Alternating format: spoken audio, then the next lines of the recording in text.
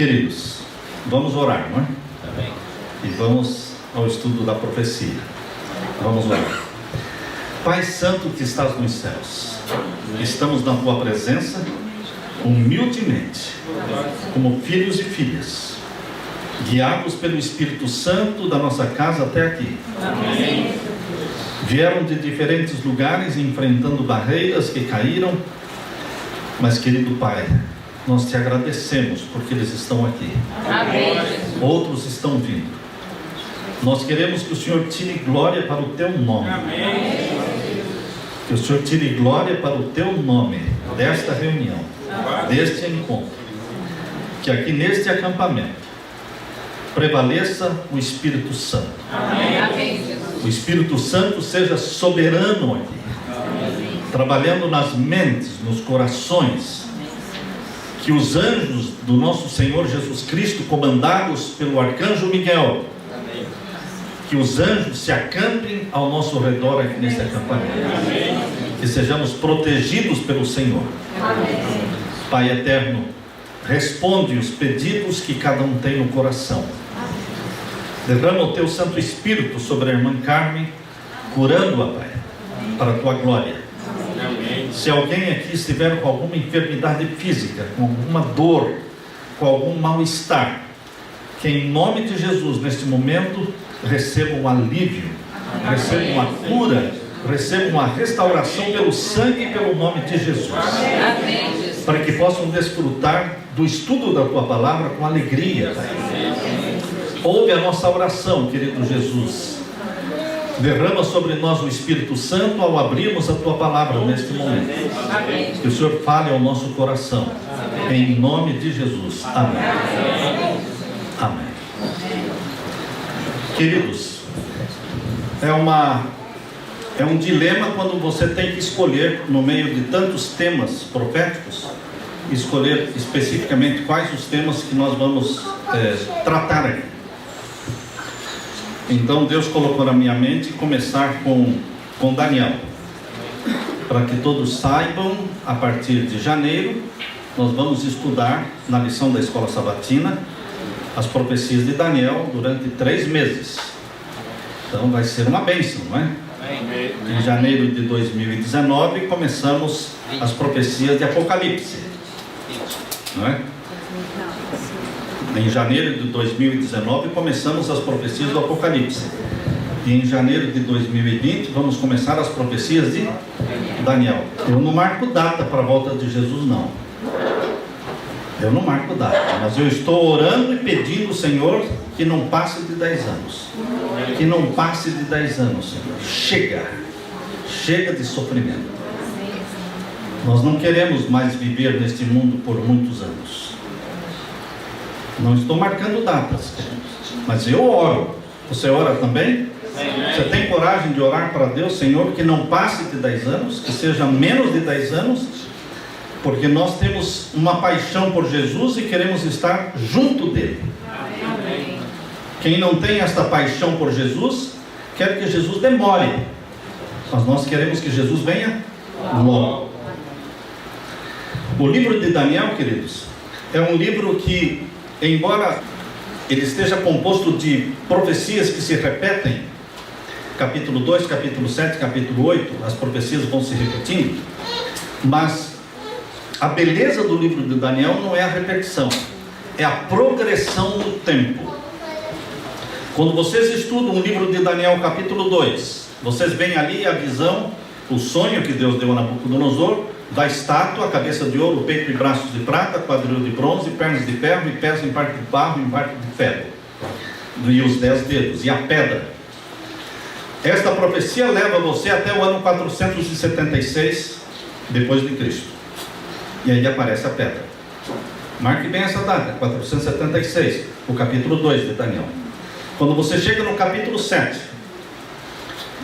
os 4 reinos mundiais são repetidos de novo: Babilônia, Medo-Pérsia, Grécia e Roma, repetidos através do leão, do urso e a leopardo com 4 cabeças e o animal terrível com 10 chifres. Então repetiu o capítulo 2, mas não parou em 476. O capítulo 7 faz você avançar no tempo progressão no tempo. Deus repete somente para poder avançar, como um professor que é um bom professor, que tem didática. Ele chega na classe e diz: o que é que nós estudamos ontem? E faz uma rápida recapitulação e avança no tempo. Deus faz uma rápida recapitulação no capítulo 7, ele recapitula o capítulo 2 e avança no tempo, até 1798. Quando chega no capítulo 8, Deus faz uma rápida recapitulação do capítulo 7 e avança até o ano de 1844. Essas são as 3 primeiras visões de Daniel, cobrindo os impérios mundiais. Mas a maior visão de Daniel está no capítulo 10, 11 e 12. 3 capítulos. O livro de Daniel já é apertado, irmãos. Não tem 22 capítulos como o Apocalipse, são só 12 capítulos. E desses 12 capítulos, Deus usou 3 capítulos para a última visão, que não é estudada. Por muitas razões, não se estuda a última visão, que é a maior de todas, que pega o capítulo 10, capítulo 11 e capítulo 12. É de se esperar, queridos, que se o capítulo 2 nos levou a 476, o capítulo 7 nos levou a 1798 e o capítulo 8 nos levou a 1844, é de se esperar que Deus nos leve no capítulo 11 e 12 mais para frente do que 1844, para o tempo do fim. O capítulo 11, irmãos, nós não vamos estudar com vocês os primeiros 28 versos, porque começa com a Medo-Pérsia, depois vai para a Grécia, repete os impérios lá, e depois Grécia se divide nos 4 generais de Alexandre, e depois surge Roma. Mas nós vamos estudar com vocês o capítulo 11, verso 29 em diante. Abra sua Bíblia, capítulo 11, verso 29 em diante. Aqui nós vamos para o tempo do fim, para as profecias que vão se cumprir em nossos dias. Aqui diz no verso 29: no tempo determinado, tornará a vir contra o sul o rei do norte. No final do capítulo 11, o rei do norte é o papado. O rei do norte começa sendo Roma e depois se torna Roma papal. O rei do sul começa sendo Egito e depois se torna islamismo. A religião que mais cresce no mundo hoje é o islamismo, e todo mundo acha que o islamismo vai dominar o mundo. E o capítulo 11 mostra que o islamismo, embora tenha vencido as batalhas, foram 7 cruzadas. O Vaticano venceu a primeira cruzada e perdeu as 6 últimas. E o islamismo dominou Jerusalém, dominou norte da África, dominou o Oriente Médio, e é a religião que mais cresce. Muitos pensam que o islamismo vai dominar o mundo. Se não existisse a profecia, nós diríamos que realmente o islamismo vai dominar o mundo, se não existisse a profecia. Mas aqui diz que no tempo determinado, que é agora no tempo do fim, o rei do sul vai perder. O rei do sul, representado pelo Egito. Qual é a religião predominante no Egito? Islamismo. Adoradores de Alá.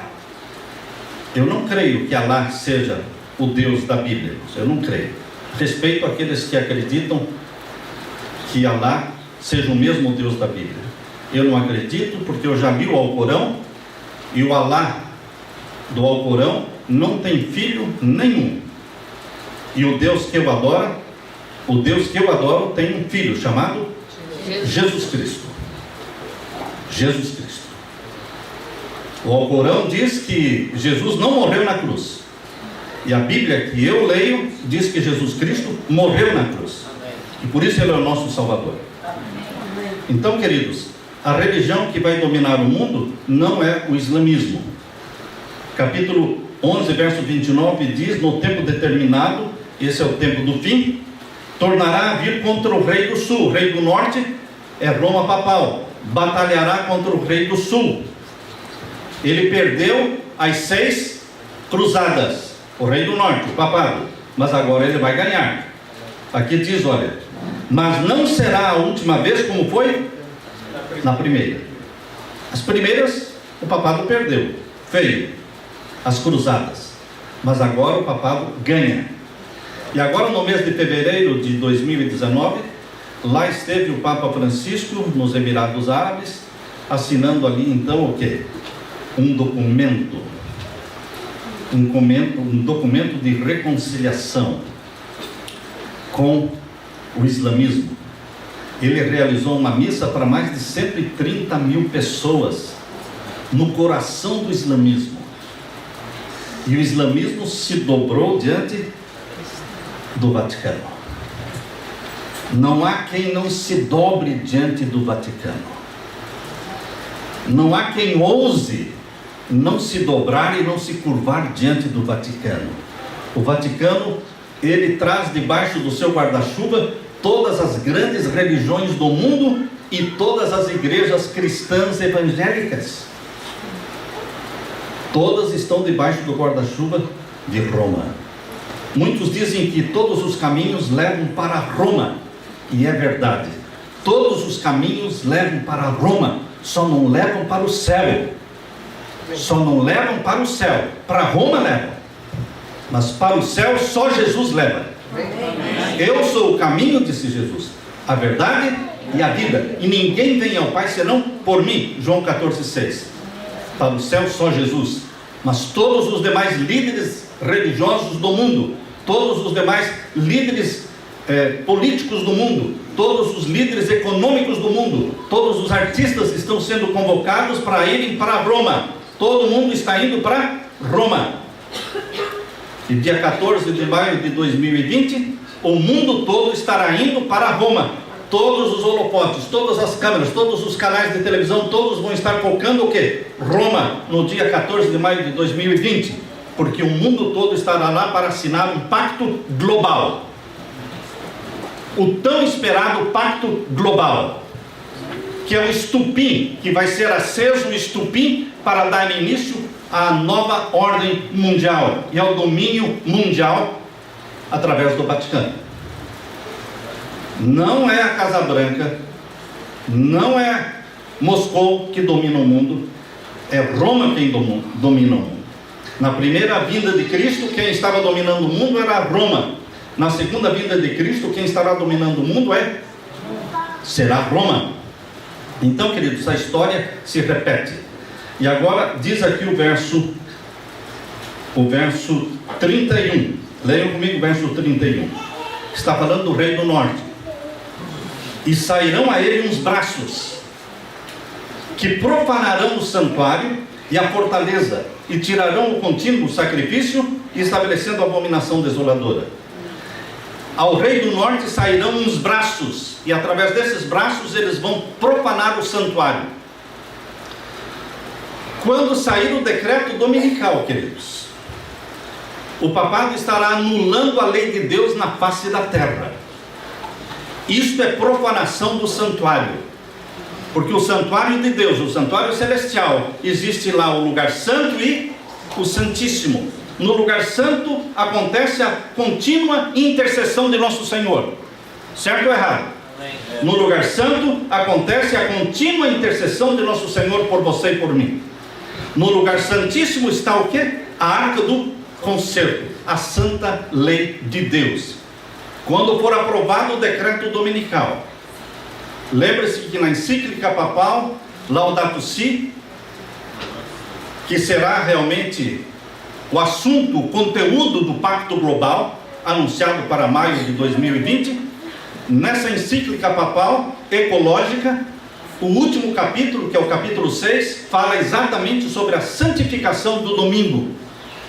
Não a santificação do domingo de forma relaxada, porque os que dizem que guardam o domingo, na realidade não guardam nada, porque compram, vendem, jogam bola e viajam, enfim, fazem tudo o que querem fazer no domingo, não guardam o domingo. Agora o Papa está convocando na encíclica papal que se guarde o domingo do jeito que se guarda o sábado. É diferente, não é? Ele está conclamando ao mundo para que santifique o domingo do jeito que se guarda e se santifica o sábado. E cita o texto de Êxodo.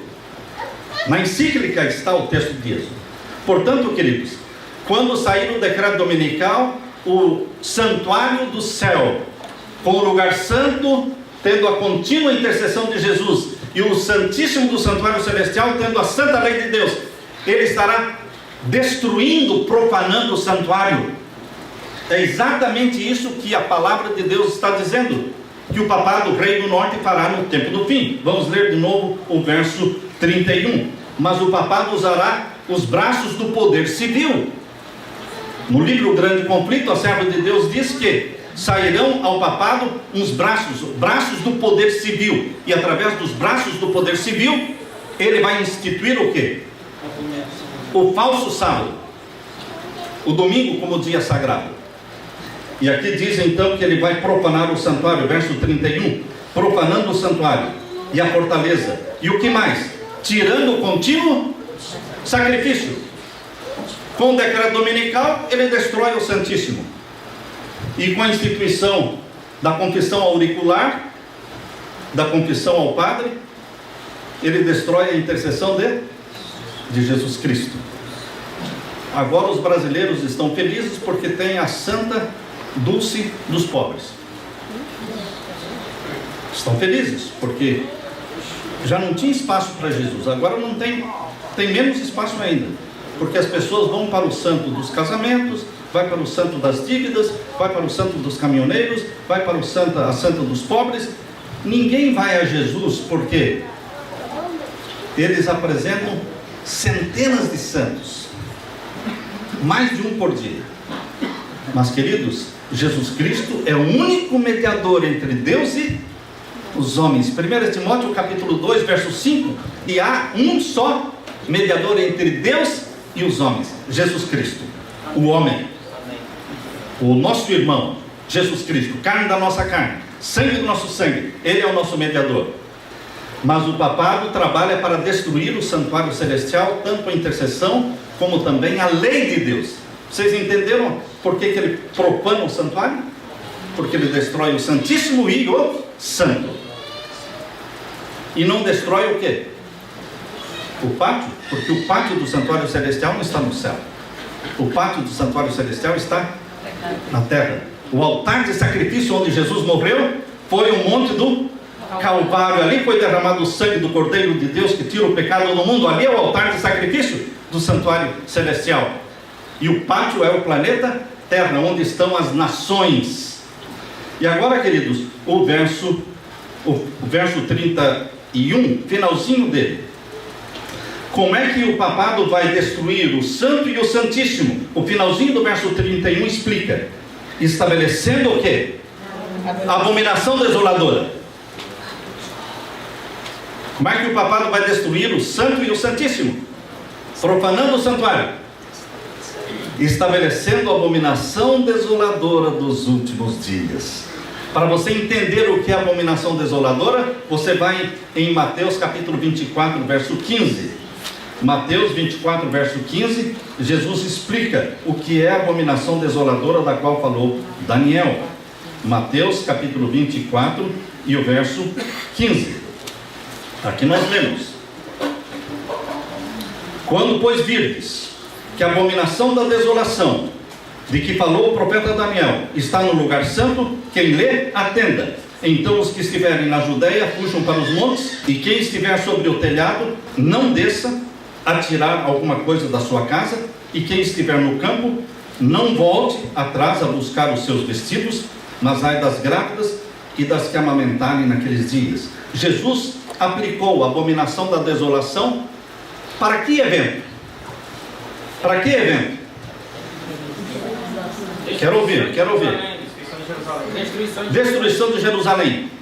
Quando estiverem os estandartes idolátricos romanos fincados em terra santa, cercando a cidade de Jerusalém. Roma chegou e plantou em terra santa o estandarte idolátrico romano, aquela bandeira de Roma com a águia. Queridos, ali estava o sinal para fugir. O sinal para fugir. A serva de Deus diz que no tempo do fim existe também um sinal para fugir. Qual é o sinal que Deus falou através da sua serva, que é o sinal para fugir das cidades? O decreto dominical. Queridos, a abominação da desolação, da qual falou Daniel, se cumpriu com Roma pagã, cercando o povo de Deus em Jerusalém, e vai se cumprir de novo no tempo do fim, quando Roma papal cercar o povo de Deus com o decreto dominical. É o sinal para fugir. Fujam. Quem estiver nas grandes cidades, fujam para as menores. Quem estiver nas menores, fujam para o campo, para a mata. Queridos, a abominação da desolação tem a ver com Roma. Roma primeiro pagã e depois Roma papal. É assim que ele profana o santuário do céu. Voltando para Daniel capítulo 11, vamos ver agora o verso 32. 32. Aqui diz: e aos violadores do concerto. Que concerto? Concerto de Deus com o seu povo. Qual é o concerto que Deus fez com o seu povo? Tem o velho concerto e o novo concerto. O velho concerto foi fundamentado e foi feito com base no sangue dos animais. O novo concerto foi feito com base no sangue de Jesus Cristo. Nós temos um novo concerto, que tem um santuário, que é o santuário do céu, que está na Nova Jerusalém. Mas muitos do povo de Deus vão violar este concerto. E por que vão violar este concerto? Porque eles vão fazer amizade com o rei do norte. Eles vão se aproximar de Roma papal e vão receber honras e vão ser elogiados e vão se vender a Roma papal. É o que está falando o verso 32. Leia comigo. E aos violadores do concerto, aqueles que abandonam o novo concerto estabelecido através do sangue de Jesus, com lisonjas perverterá. Quem vai perverter o povo de Deus com lisonjas? O rei do norte. É o papado. Queridos, quando se oferecem honras e posições para que a pessoa abandone e deixe de pregar as profecias, isso é violação do concerto. Pouco se prega das profecias. Isso é violação do concerto, do novo concerto. E o que mais aqui diz? Mas o povo que conhece o seu Deus. Quem é esse povo que não vai violar o concerto? Porque conhece o Deus que adora. Sabe quem é o Deus de Abraão, de Isaac e de Jacó? Quem é esse povo? O remanescente fiel. Existe um remanescente fiel que não se compra e não se vende, que é fiel a Deus como a bússola é fiel ao polo, que mesmo que os céus caiam e as montanhas se movam, eles não vão abandonar o concerto do sangue de Jesus Cristo, do ministério de Cristo no santuário do céu, e não vão deixar de pregar a mensagem, as 3 mensagens angélicas. Queridos, a este povo, este remanescente que conhece o seu Deus, aqui diz: se esforçará e fará proezas. Quem é esse lá no Apocalipse capítulo 7 e no capítulo 14? Quem é esse povo que conhece o seu Deus e que não violará o concerto e que se fortalecerá e fará proezas? Os 144 mil. Eles são os entendidos de Daniel capítulo 12. Aqui em capítulo 12 diz que os entendidos entenderão a profecia. Os entendidos não na matemática, ou na química, ou na física. Os entendidos na profecia entenderão a profecia e pregarão, ousarão pregar. Não pesarão na balança os riscos de tal pregação. Não se importam com o risco de serem caçados ou perseguidos, caluniados. Não se importam. Mas eles farão proezas. Podem saber que uma reunião como esta é uma proeza. É uma proeza porque vocês vieram de lugares distantes, investindo do bolso. E aqui vocês vão estudar as profecias. As profecias. Nós vamos ter momentos para perguntas e respostas, não hoje, mas no decorrer do seminário, e vocês poderão tirar as dúvidas, para ninguém sair daqui com dúvidas na cabeça. Mas só vale o quê? Bíblia. Bíblia. Pessoas vêm conversar comigo com um montão de livros, eu digo, por favor, querido amigo, Bíblia. Bíblia. A Bíblia explica a Bíblia. Ninguém explica a Bíblia, só a Bíblia explica a Bíblia. Amém. E aqui diz o verso 33: e os entendidos entre o povo. Quem são os entendidos falados, que são mencionados aqui em Daniel? Os que ousam estudar a profecia. Os entendidos entre o povo. Aqui diz: ensinarão a muitos. Você ousa ensinar as profecias? Amém. Você perde amigos, você perde cargos na igreja, porque você está ensinando o quê? Profecia. Os entendidos ensinarão a muitos. Queridos, o estudo das profecias não vai parar nunca, porque nós estamos vendo as profecias se cumprindo diante dos nossos olhos. A profecia é dinâmica, a profecia não é estática, ela é dinâmica. Você vai entendendo dia a dia melhor a profecia, porque ela vai se cumprindo diante dos seus olhos. E aqui diz o verso 33, estamos lendo, não é?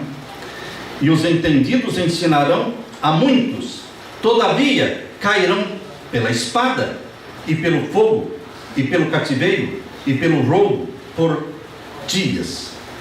A sua tradução diz muitos dias? Hein? Algum tempo. Se tiver a sua tradução tiver a palavra muitos, tira fora, porque não pertence ao original. O povo de Deus vai sofrer por alguns dias. Nós vamos ter ainda mártires. O número dos mártires ainda não se completou. Só vai se completar quando sair o decreto dominical e vier a perseguição contra o povo de Deus. Deus permitirá que mártires morram testemunhando de Jesus para a conversão de centenas e de milhares. Nenhum mártir morrerá depois que a porta da graça se fechar, mas antes do fechamento da porta da graça, exatamente no tempo da conversão da grande multidão, da conversão daqueles que vão se converter na hora 1/10, nesse tempo existem mártires, se completa o número dos mártires. Por isso diz aqui que os entendidos ensinarão a muitos, mas alguns cairão pela espada, pelo fogo, pelo cativeiro, pelo roubo, alguns dias. E caindo eles, diz o verso 34, e caindo eles, serão ajudados com um pequeno socorro. Um grande socorro impediria que eles morressem. Um pequeno socorro conforta-os, mas ainda eles morrem. Estão percebendo? Que quando vier a angústia como nunca houve, e os mártires estiverem morrendo, este é um pequeno socorro. Morrem louvando a Deus, morrem cantando hinos e glorificando a Deus, mas morrem. Por isso é um pequeno socorro. Um grande socorro acontecerá quando sair o decreto de morte. Lá não vai ser um pequeno socorro. Quando sair o decreto de morte, depois do fechamento da porta da graça, virá um grande socorro, porque nenhum vai morrer. Amém. Ninguém vai morrer. Amém. Miguel se levanta para libertar o seu povo do decreto de morte e arrebatar a sua igreja para o céu. Lá é um grande socorro, aqui é um pequeno socorro, porque antes do fechamento da porta da graça, muitos dos entendidos que ensinam a palavra de Deus vão cair pela espada, pelo fogo, alguns dias. E o que mais, queridos? O verso 35. E alguns, não, vamos ler o finalzinho do verso 34. O que o rei do norte, o papado, vai fazer? Mas muitos se ajuntarão a eles com lisonjas. Satanás sabe que pela perseguição ele não diminui o número dos salvos, ele aumenta. Então ele vai chegar com lisonjas, com honras, com ofertas, com propina. E muitos serão pervertidos, muitos se deixarão perverter, muitos do povo de Deus, alguns dos entendidos também vão cair. Você lê no livro Grande Conflito que estrelas que brilhavam se apagarão. Muitas estrelas que brilhavam vão se apagar, infelizmente. Mas, queridos, Deus tem um fiel remanescente. Deus tem, que não se atemoriza. Agora o 35. E alguns dos entendidos cairão para serem provados. Você entende esta frase? Alguns dos entendidos cairão, mas não vão se perder. Cairão para serem o quê? Provados. Às vezes a gente confia na gente mesmo. Às vezes Deus permite acontecer o que aconteceu com Jerônimo. Jerônimo, quando assistiu à morte de João Hus, ele disse, depois que João Hus foi queimado, os padres chegaram para ele e disseram: agora é a sua vez. Você crê mesmo no que João Hus pregava? E Jerônimo tremeu. E ele negou a fé. Ele caiu. Caiu para ser provado. Voltou para casa livre, porque disseram: tudo bem, você negou a fé, você não crê no que João Hus pregou, pode ir para casa. Mas ele voltou para casa muito perturbado, muito triste, envergonhado. E dentro de poucos dias ele voltou para os padres e disse: eu menti para vocês. Eu creio naquilo que João Hus pregava, eu prego o que João Hus prega, e eu estou disposto, estou pronto para morrer também. E então ele foi morto. Queridos, às vezes Deus permite que um servo caia para ser provado, para fortalecer a sua fé, para libertar você do medo. Deus quer nos libertar do medo, como libertou a minha esposa. Foi o câncer que libertou a minha esposa do medo. Hoje ela não tem medo de nada, nem de câncer, nem de morrer, de nada. Ela ficou forte depois do câncer. Deus permite que a gente seja provado para ser fortalecido. E aqui diz o verso 35 que estamos lendo: alguns entendidos cairão para serem provados, mas não para se perderem, mas para serem o quê? Purificados. Estão entendendo esse verso? Para serem purificados. O que mais? Embranquecidos. Cabelo branco, queridos, você significa o quê? Que você já sofreu por Jesus. Você já sofreu por Jesus.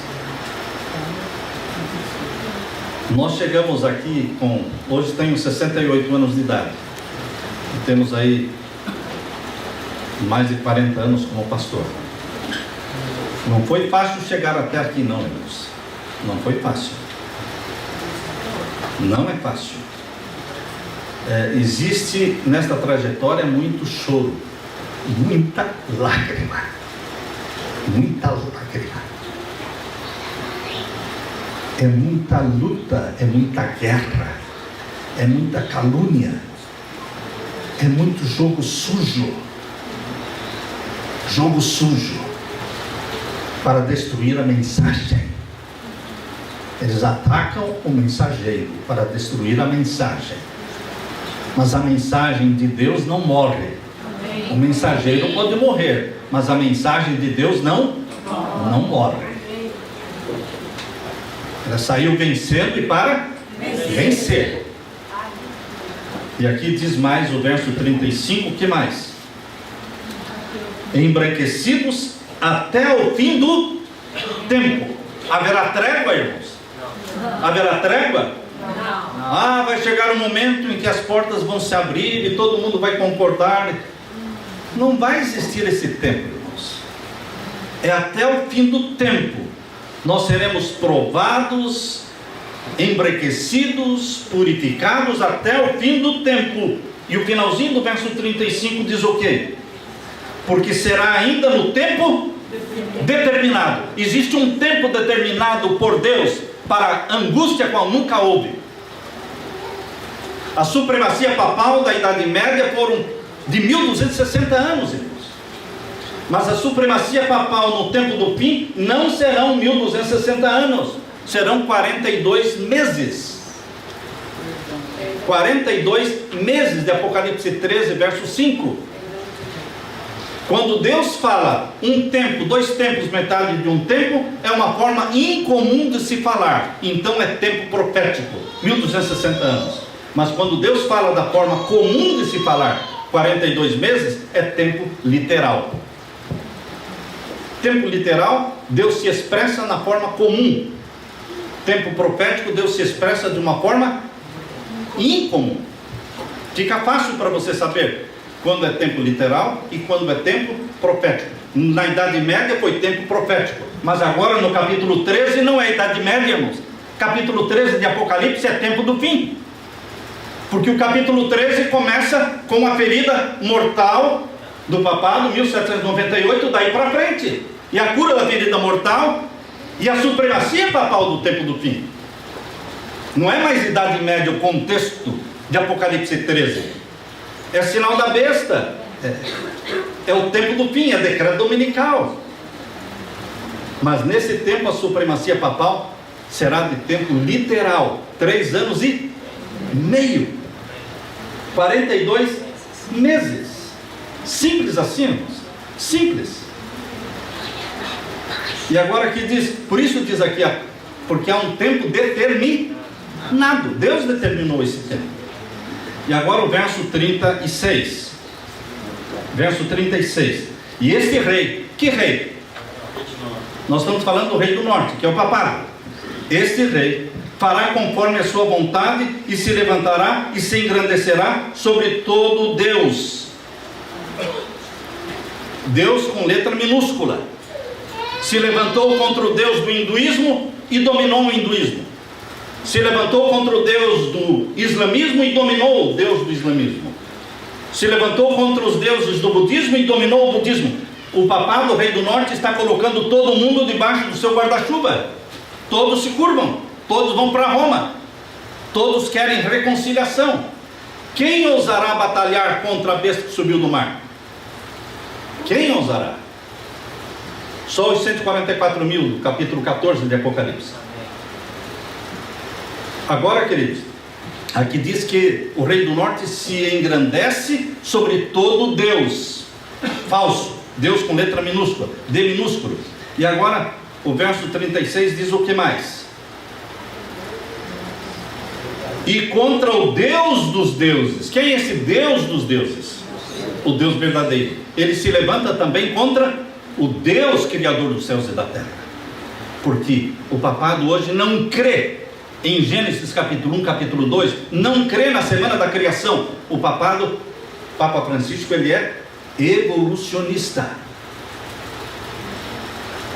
Para ele, a criação do mundo no capítulo 1 e capítulo 2 de Gênesis, isso é uma história alegórica. Se o capítulo 1 e 2 de Gênesis são alegóricos, o 3 também é. Então o pecado não entrou na terra e Jesus morreu em vão. Queridos, o papado está abrindo as portas do céu para o hinduísmo, que continua sendo hinduísta, para o budista, que continua sendo budista, para o gay, que continua sendo gay. Eles não mostram transformação de vida. Eles dizem que não há necessidade de mudar. Você continue adorando os deuses que você adora. E todas as religiões são bem-vindas. Vocês já perceberam o liberalismo? Mesmo os católicos sinceros de coração, que são milhões de católicos sinceros de coração, irmãos. A maior multidão de sinceros filhos e filhas de Deus está dentro da igreja católica. Homens e mulheres que temem a Deus e estão ali esperando o momento do sai dela, povo meu. Mas são sinceros filhos de Deus que estão ali dentro. Eles estão muito descontentes com o Papa Francisco.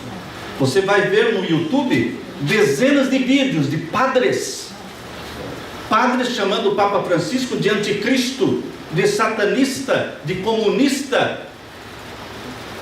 Os próprios padres, professores católicos. Eu já assisti vários vídeos. A ala conservadora do catolicismo está muito descontente com o Papa Francisco.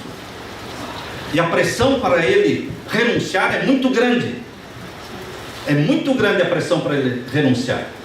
Bento XVI já foi forçado a renunciar. E agora estão forçando o Papa Francisco a renunciar. Por isso ele está correndo e apressando as coisas. E marcou para 14 de maio de 2020 o Pacto Global. O que tens que fazer? Faz-o depressa. Foi isso que Jesus falou para Judas? Então o Papa Francisco, ele quer fazer a coisa correndo. Ele tem pressa, porque ele sabe que os dias dele estão contados, porque a ala conservadora do Vaticano e da Igreja Católica é muito grande, e são muitos padres e cardeais e bispos que estão falando contra. Mas o mundo está com o Papa Francisco. Os líderes políticos estão com o Papa Francisco. Ele é um Papa liberal. A nova ordem mundial só podia ser implantada com um Papa liberal, irmãos.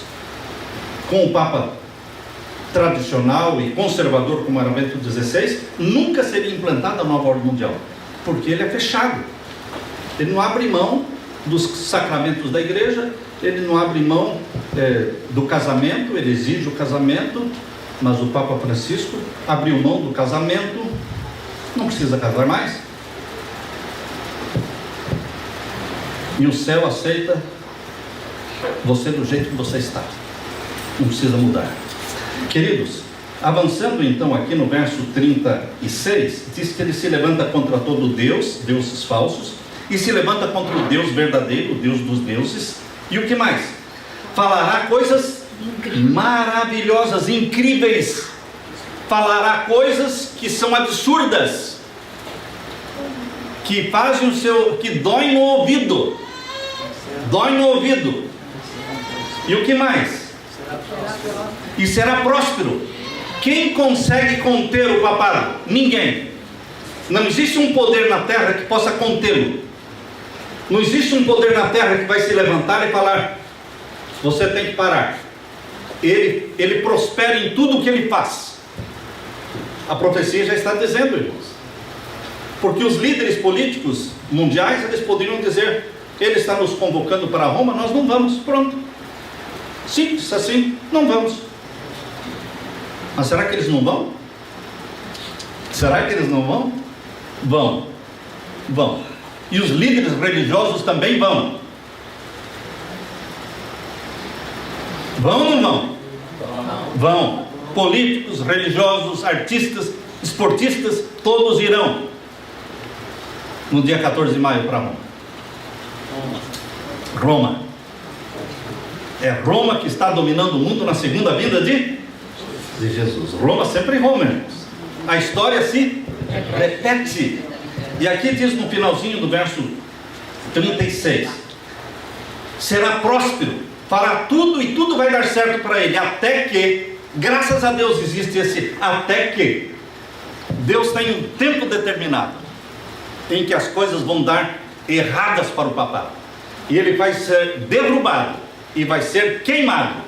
Isso está muito claro aqui em Apocalipse capítulo 17. Abra sua Bíblia, Apocalipse 17, o verso 16, irmãos. Apocalipse 17 e o verso 16. Aqui diz o quê? Aqueles que apoiaram o papado, os 10 líderes mundiais, que são líderes dos 10 blocos mundiais, das 10 supernações mundiais, esses 10 líderes que apoiaram o papado, depois vão se levantar contra o papado. Isso é o que está escrito aqui no capítulo 17, verso 16. E os 10 chifres que viste na besta, são os que aborrecerão a besta. Ora, mas no verso 12, fala que eles apoiaram a besta. Sim, primeiro eles apoiam e dão o poder para que a besta reine sobre todos e sobre tudo. Leia o verso 12. E a besta que era, o verso 12, não é?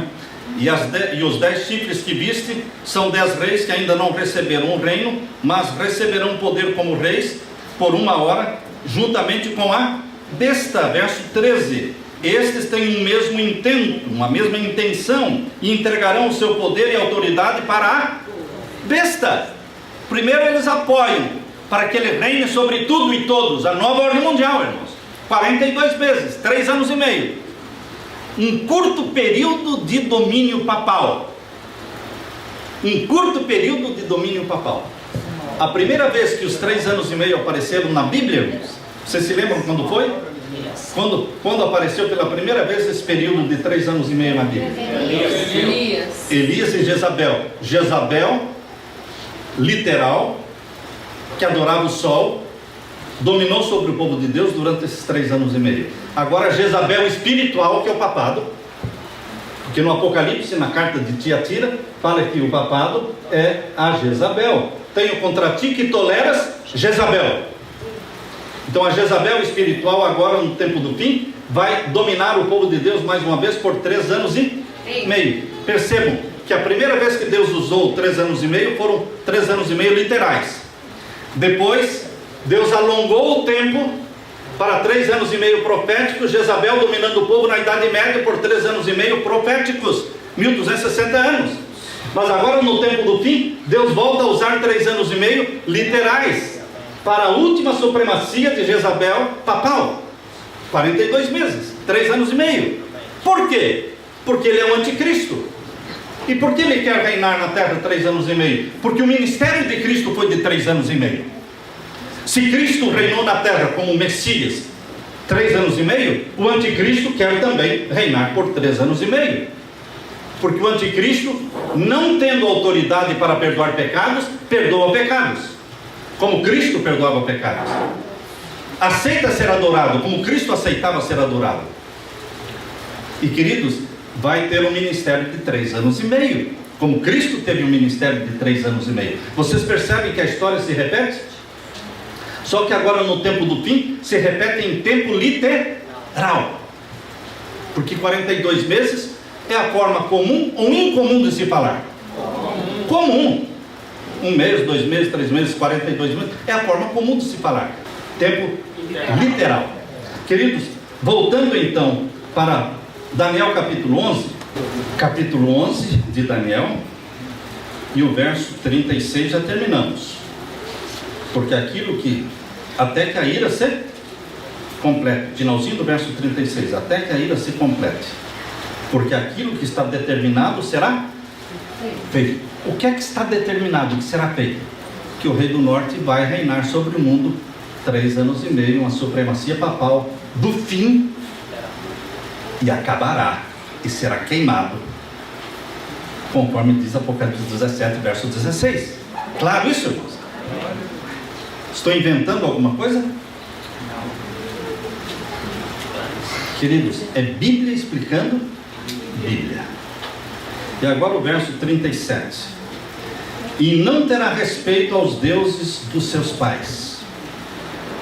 Como é que você entende isso? Qual foi a primeira igreja cristã no mundo, irmãos? Católica. A igreja católica, os pais da igreja eram cristãos. O problema foi que esta igreja católica, quer dizer, universal, ela se expandiu, explodiu no mundo todo e dominou o Império Romano.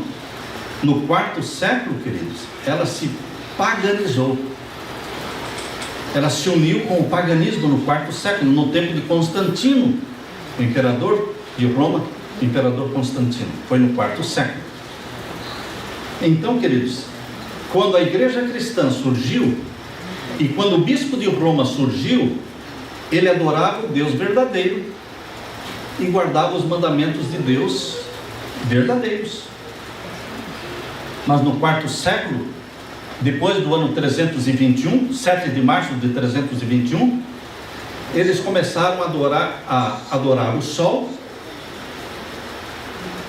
Lembre-se que em 321 eles começaram a adorar o sol. O primeiro decreto dominical foi 7 de março de 321. Em 325 eles passaram a adorar a lua. O que aconteceu em 325?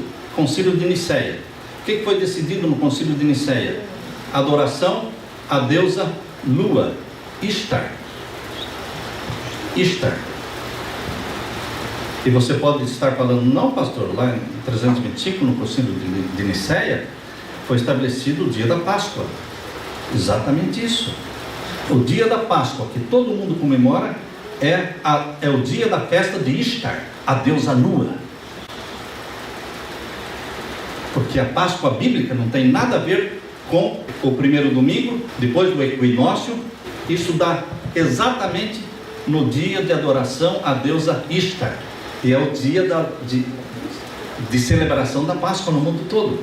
E de onde veio isso? Veio de Babilônia, depois foi instituído na igreja cristã no concílio de Nicéia em 325. Percebam que em 321, Satanás introduziu na igreja cristã a adoração ao sol, colocando o domingo, dia do sol, como dia santo. Em 325 colocou o quê? A deusa lua. E em 330, o que Constantino fez em 330? Colocou o filho do sol para ser adorado, Tammuz. Vocês sabem quem nasceu no dia 25 de dezembro? Jesus nunca nasceu em 25 de dezembro.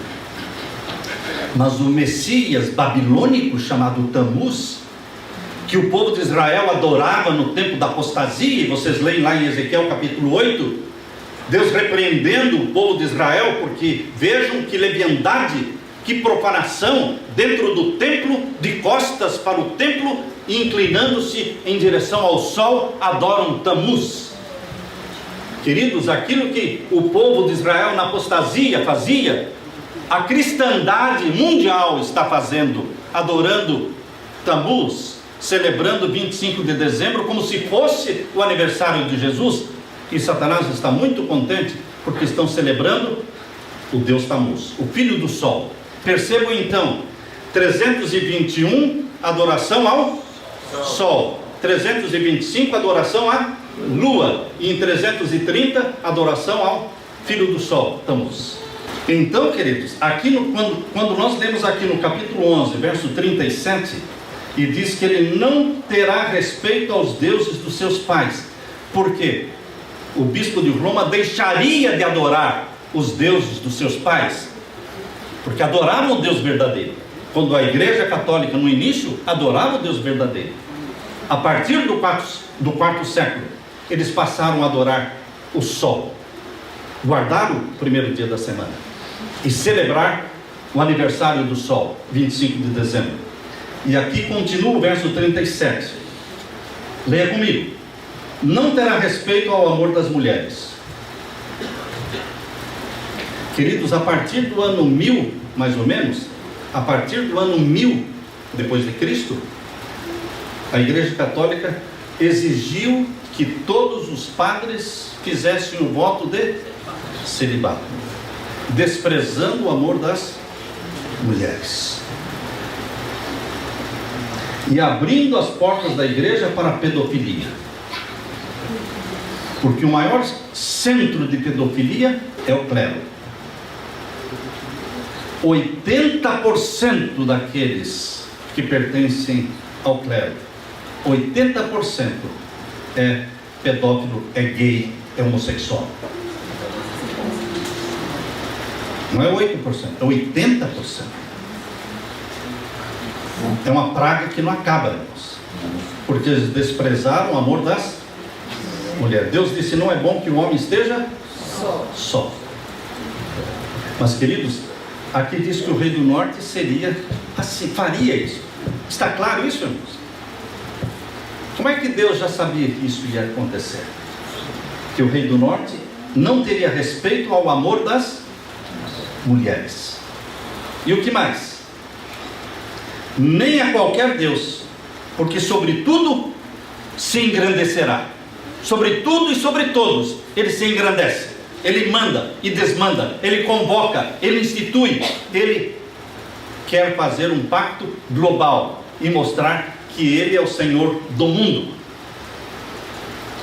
Queridos, nós vamos parar aqui no verso 37, porque o nosso tempo já se passou. Sobretudo se engrandecerá, até que venha o tempo determinado, e Deus diga o quê? Basta, não mais, não mais. Deus vai colocar um fim na história do papado, e Deus vai instituir o que? O reino que não será jamais destruído. Nós estamos vivendo hoje nos dedos da estátua, daquela estátua de Daniel capítulo 2, irmãos. Os 10 dedos da estátua têm uma aplicação dupla. Aplica-se para o tempo do passado, quando as nações da Europa foram formadas, mas aplica-se também agora para a queda da pedra, quando a pedra for lançada sem mão e atingindo a estátua nos pés. Existirão 10 dedos na estátua, 10 reinos, exatamente como Apocalipse 17, verso 12 diz, que os 10 reis, os 10 chifres são 10 reis que ainda não receberam o reino. São reinos que estão se formando, não são reinos que já se formaram na Idade Média, são reinos modernos que estão se formando. Que Deus nos prepare para o tempo em que estamos vivendo. O tempo é hoje, irmãos. Que você levante a sua cabeça e diga: ora bem, Senhor Jesus. Esse é o nosso sonho, esse é o nosso desejo. Queremos que o Senhor volte logo. Não aguentamos mais este mundo. Dá um basta no pecado e diga: chega, Satanás, implanta o teu reino nesta terra, querido Jesus, o reino da glória do nosso Senhor. Ora bem, Senhor Jesus. Maranata. Vamos orar? Pai Santo, obrigado, porque o Senhor nos escreveu na profecia a história antes dela acontecer. Obrigado por todos esses detalhes, mínimos detalhes do que acontecerá agora no tempo do fim. Mas o Senhor também diz que existe um grupo selecionado chamado de os entendidos nas profecias de Daniel, que ensinarão a muitos. Aqui nós temos um grupo selecionado de pessoas que dão a vida por Jesus e que dedicam tempo para o estudo profundo da Tua Palavra. Honra-lhes a fé, Pai querido. Esta decisão, esta prioridade que eles tomaram de estarem aqui, honra-lhes esta decisão, dando para eles uma clareza mental, um discernimento do Espírito Santo, para entendermos as profecias do jeito que Jesus entende, e que isto nos aqueça, que isto nos anime para permanecermos em pé diante do Filho do Homem. Quando Jesus voltar, possamos estar em pé na presença dele, dizendo: este é o Deus a quem aguardávamos, nele nos alegraremos. Em nome de Jesus pedimos e agradecemos. Amém. Amém. Amém.